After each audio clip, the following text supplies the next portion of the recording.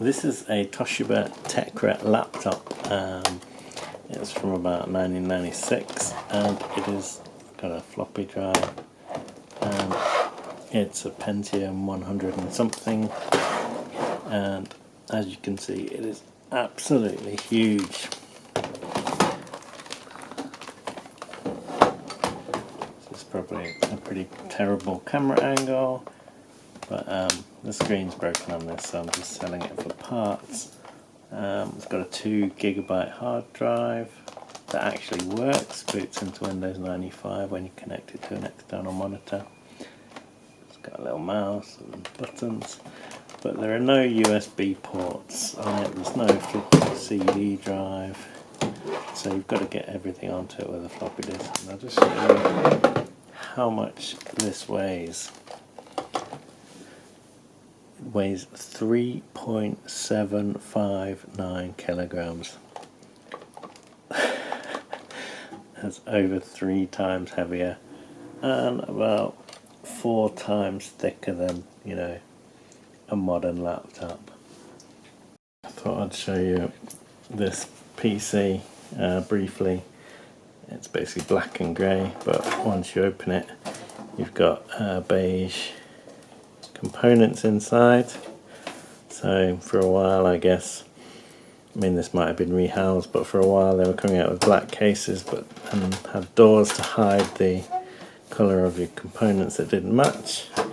But what's also interesting about this PC is the power supply, which I will show you. It has gold at the back there, and once we open this up, it's also got another fan there, and it's a Magna 500w power supply, which considering the age of the components, it's an IDE system. Considering the age, this is kind of seems a bit overkill, but yeah, I just thought I'd show you that. I've not really heard of Magna power supplies, and putting that into eBay to look for them, nothing really comes up.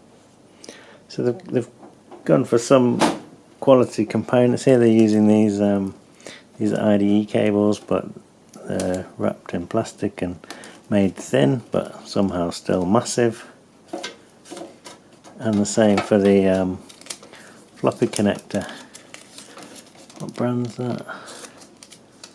New Link. Interesting. And you've probably got MX4000 graphics, PCI modem, and this is an MSI board by the looks of things. I'll just quickly power it up. Okay, excuses of wobbly footage.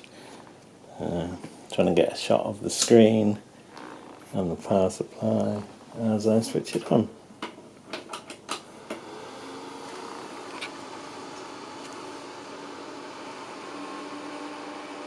Geforce 4 MX4000 graphics. Got an Athlon XP 1266. That doesn't seem right. And Windows XP. The motherboard's got a KM400 chipset. The clock and date is almost right. It's a Mac Store IDE hard drive. And let's see if we can find where the processor settings are.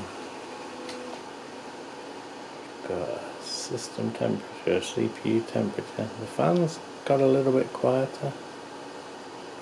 Frequency voltage control.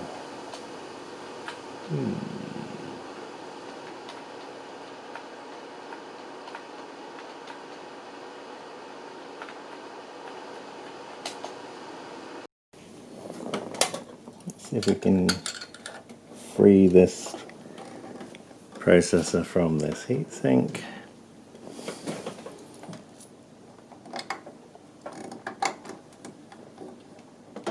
Unbelievable.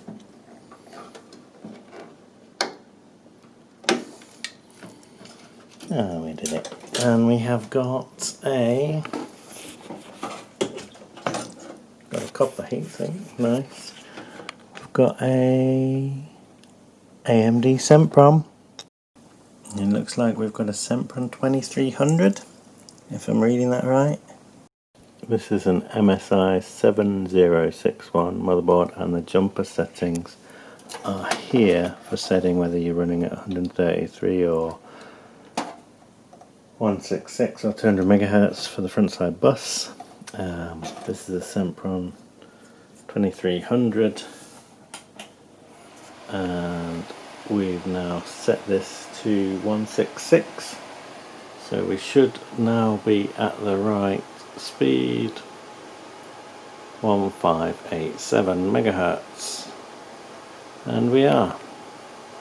After adjusting the speed of the processor, or reapplying the thermal paste, or reattaching a heatsink, it's a good idea to just go into the BIOS and keep an eye on the processor temperature just to make sure it's okay, rather than being blind to the temperature. I like to keep an eye on it, and yeah, there we go. Strangely, the system was on the wrong speed, which is a bit strange. Fan is noisy, as is the standard for Athlon systems most of the time. However, if I can find it, if you did want a cooler Athlon processor, this Arctic Cooling 2 is actually quite quiet in comparison to a lot of heatsinks.